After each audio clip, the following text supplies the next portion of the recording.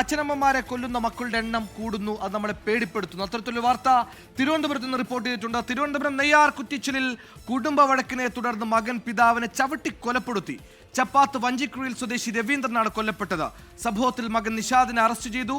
അടികൊണ്ട് വീണ അച്ഛന്റെ നെഞ്ചത്താഞ്ഞ് ചവിട്ടിയാണ് ആ മകൻ ആ പിതാവിനെ ഇല്ലാതാക്കി.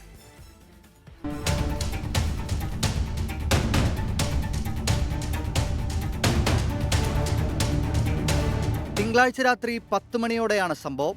സ്വകാര്യ ആയുർവേദ ആശുപത്രിയിലെ ഡ്രൈവറായ നിഷാദ് വീട്ടിൽ നിത്യവും മദ്യപിച്ചു വരുന്നതും വഴക്കിടുന്നതും പതിവാണ്. ഇന്നലെയും വീട്ടിൽ വഴക്കുണ്ടാക്കി. ഇതിനിടയിൽ പിതാവ് രവീന്ദ്രനെ മർദ്ദിക്കുകയും നിലത്ത് വീണ ശേഷം നെഞ്ചിൽ ആഞ്ഞ് ചവിട്ടുകയുമായിരുന്നു. ഇതിനുശേഷം ആത്മഹത്യാ ഭീഷണി മുഴക്കിയ നിഷാദിനെ ബന്ധുക്കൾ വിവരമറിയിച്ചതിനെ തുടർന്ന് നെയ്യാർ ഡാം പോലീസ് എത്തി കസ്റ്റഡിയിലെടുത്തു.